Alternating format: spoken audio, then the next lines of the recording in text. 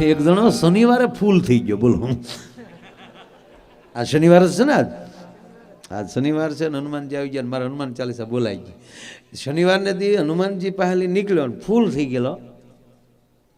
તે આખું ગામ હનુમાનજીને તેલ ચડાવતું હતું. આ લુખેશને ઘરમાં તેલ ખાવા નહીં, ઈ ઈર્ષા હનુમાન ઉપર થઈ હતી કે અહીંયા ખાવા નથી, નાની માથે એમ ઢોળે છે બધા. ગામના કીધું નીકળાય આલો સટકાળો. ગામના કે તને પોકે હનુમાન, અમારે શું કામ?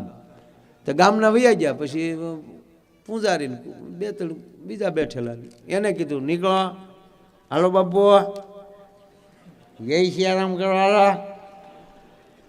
હા બાપા કા નીકળ્યા. પછી તો હનુમાનની બે વજ્યા. તો હનુમાનજી આમ જ બેઠેલા ગદા લઈને, અને ઓલો એની સામું મંડાણ. ઓળખાણ પડે? જાણે કેમ લંકામાં ભેગા હોય હામી પાલટીમાં. હનુમાનજીને કીધું ઓળખાણ પડે? હનુમાનજીને શું કે એક ગદા ભેગો ગોટો વાળી દઉં, પણ હનુમાનજીએ નક્કી કર્યું કે રાવણ માર્યા પછી આવાને મારીએ તો વેલ્યુ ઘટે આપણી. ખરેખર બાંધવામાં લેવલ ગોતવું. હા, આપણી પાસે ફોર વ્હીલ થઈ જાય પછી સાયકલ વાળાને તુકારો કરવાનો આપણો કોઈ અધિકાર નથી રહેતો.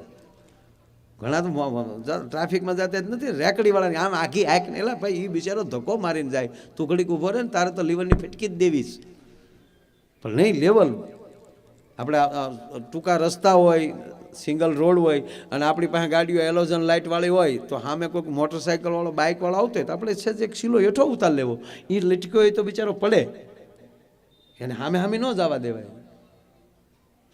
તેવડ હોય તો ડમફરિયાને સામે સામે જવા ગયો ને, ત્યાં તો ખીખી ખી કરતા હેઠા વે જાય, પીધે ન લાગે નાના જાને. એટલે હનુમાનજીને થયું કે આગળ એ અને ગદાય ન મારવી પડે. આખી રામાયણમાં હનુમાનજીએ ક્યાંય ગદા નથી માર્યો. આખી રામાયણમાં ક્યાંય એવો ઉલ્લેખ નથી કે હનુમાનજીએ કોઈને ગદા મારી હોય. એ એવું કહેવા માંગે કે હથિયાર રાખો પણ ઉપયોગ ન કરો.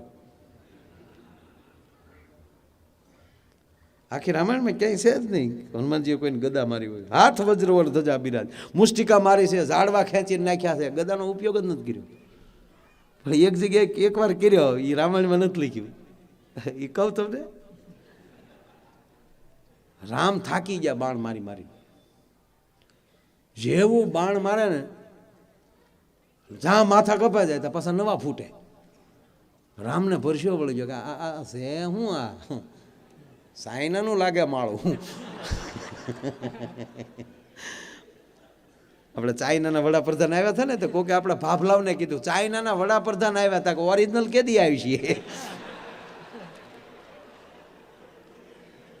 આપણે ભાભલા હો, ભીણ્યા નહીં પણ ભૂખા કાઢી લાગે.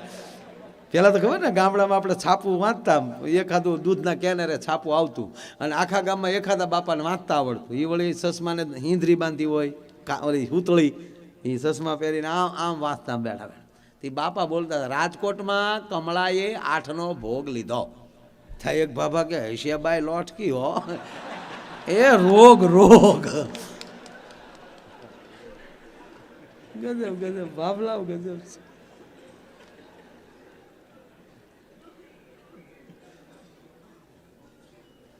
જેમ જેમ ભગવાન રામ બાણ મારે અને એમ જેવા મસ્તક કપાઈ જાય ને પાછા નવા ફૂટે.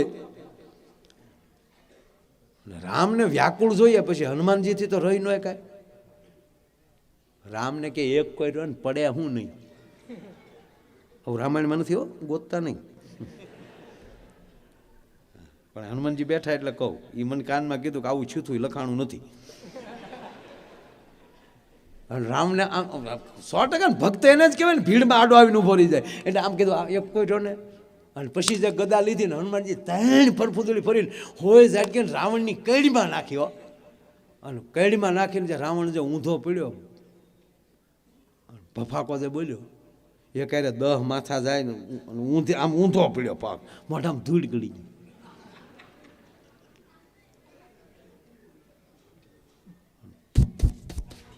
આમ કરતો રાવણ ઊભો થયો. જેમ જેમ ધૂળ ખખેતો ગયો ક્રોધ ચડ્યો. ભાઈ તપેલ ત્રાંબા જેવી રાવણને આખ્યું. એ ઘા કોણે કર્યો? કોણે ઘા કર્યો?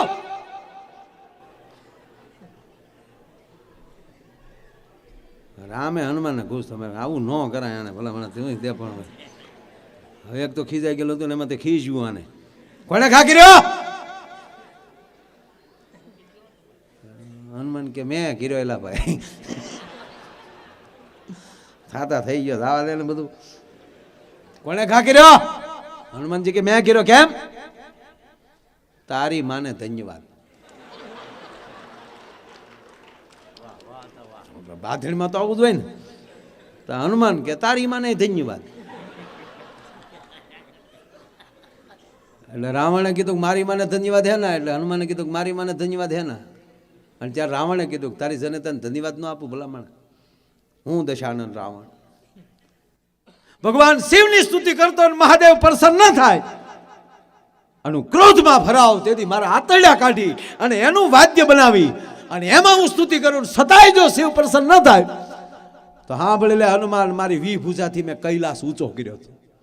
મારી 20 ભુજાઓ, 20 ભુજાની એમ કહેવાય એ 100 આંગળીયું, અને 100 આંગળીયું એમ કહેવાય કે મારી 100 આંગળીયું રૂપી કમળમાં કૈલાસ ભમરા જેવો લાગતો હતો. આવું રાવણ, એને બદલે કોઈ મારો સાળો ન કરે, તારા રામને પરિસેવો વળી ગયો, એને બદલે તે એક ગદા ભેગો મને પાડી દીધો, તો ન કહો તારી મને ધન્યવાદ એમ.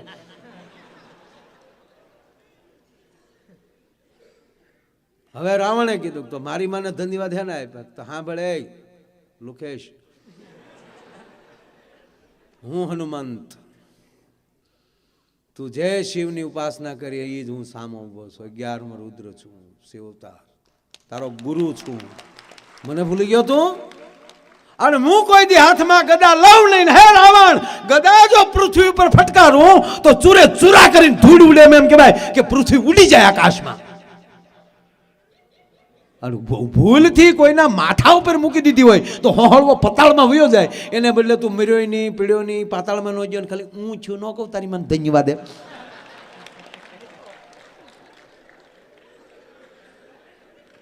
એટલે ઓલો પી ગયેલો હનુમાનજીને કીધું ઓળખાણ પડે, રામના ભગત થઈ ગયા એટલે હું તમે ઠૂઠ થઈ ગયા. ગામ તેલ ચડાવે, સિંદૂર ચડાવે, વાહ બહુ સારા ધંધા કર્યા. અમારે સામું જોવાય, એકલા રામના જ કામ કરો છો.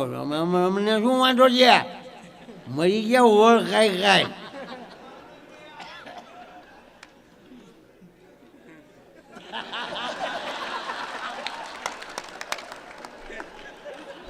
અને સાંભળી લેજો હનુમાનજી, તમે કઈ સારા ધંધા નથી કર્યા. લે ઓલો હનુમાનજી મળ્યો કહેવાય. તમને સીતાજીને ગોતમાં મોકલ્યા, લંકા હળગાવવાનો તમારો એજન્ટા હતો જ નહીં.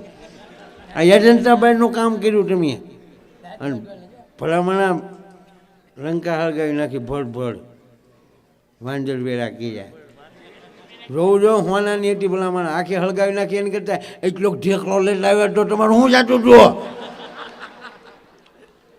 ઠીક છે, જે થવું થઈ કરી નાખ્યો, કાંઈ વાંધો નહીં.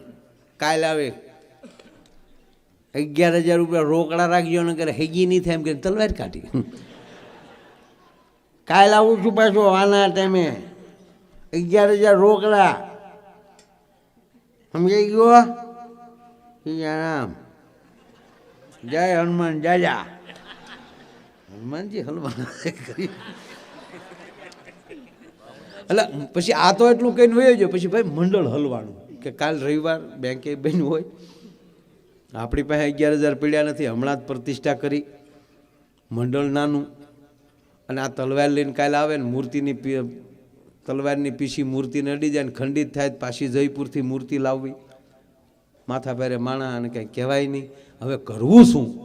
તો મંડળમાં કોઈ પીઠ હોય ને ત્યાં ચિંતા કરો, મેં કામ કરો. શું આ મેન મૂર્તિ છે ને એની આડું પાર્ટેશન કરી નાખો, અને ગામમાંની સિનાઈ માટીની નાની મૂર્તિ આગળ મૂકી દો, એનું જે કરવું એ ભલે કરે. તો ઓલો બીજે દી આવ્યો ને તલવાર કાઢી, હનુમાનજીની નાની મૂર્તિ, તેને સમજો કે એ તાર બાપા ક્યાં ગયા.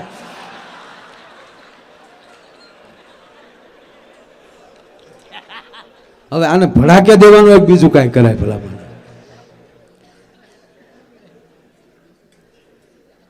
અને ખરેખર જીવનમાં આપણી પાસે બધું હોય, પણ જો મોજ ન હોય ને તો સારું કાંઈ રૂપિયો કાયમ ન આવે. આનંદ તો હોવો જ. અને એટલે જ હું કાયમ એક વાત કરું કે જે માણસ ખુલ્લા દિલથી દાંત ન કાઢતો હોય ને એને કોઈ દી મિત્ર ન બનાવવું. આપણે જો આ બધાને અનુભવે છે કે તમે મુંબઈ જતા હો, સુરત ક્યાંક કામે જતા હો, તો આપણે આ તમારા બધા જેટલા મેં બિલ્ડરો, ઉદ્યોગપતિઓ, મોટા માણસો છે એની બધાને મને એક વાતની એ ખબર છે કે એની પાસે એક ભલે એક એવો મિત્ર હોય કે રસ્તે આનંદ જ કરાવતો હોય, નકર હોય ખાલી હો. અને ફોન કરીને એમ કે તમે એને લઈ જાઓ ને ભેગો. બસ મોજ હશે ને તો રોકાણ કોકનું લહેર મફતમાં મળે છે. હા, આ મોજ હોય તો તમે સાંભળી. આ સદગુરુ શું કહેવા માંગે છે? આ એ જ ભેગા ગોઠવાઈ જાય, ખાલી ભેગા થઈ જાઓ. હું દાખલા તરીકે રોડે ઊભો અને તમે તમારી મર્સિડીઝ ગાડી લઈને નીકળો અને મને જોઈ જાઓ, ઓળખતા હો, મને જોઈ જાઓ એટલે તમે એમ કહો કે લા તો માયાભાઈ ઉભા, તમે ગાડી ઊભી રાખી ગયો અને તમે એમ કહો કે માયાભાઈ અમદાવાદ, હા આવું છે, ભાઈ આવું, અને આપણે બેસી જઈએ પાછલી સીટમાં. તો રોકાણ એનું, ડ્રાઈવર એનો, પેટ્રોલ એનું, આપણું કાંઈ નહીં. તો એને હું 140ની સ્પીડ મળે ને આપણે હું 70માં પીડ્યા દઈ ભક ભક ભક ભક. 140ની સ્પીડ આપણને મળે. શું કામ? એની હારે ગોઠવાણા છે ત્યારે સાહેબ, એની ભેળા થાય ત્યારે. એટલે જે માણસ મોજ ન કરી શકતો હોય એની પાસે એમ કહેવાય કે એને મિત્ર ન બનાવો, ભાગીદાર તો નહીં જ, વેવાય તો નહીં જ.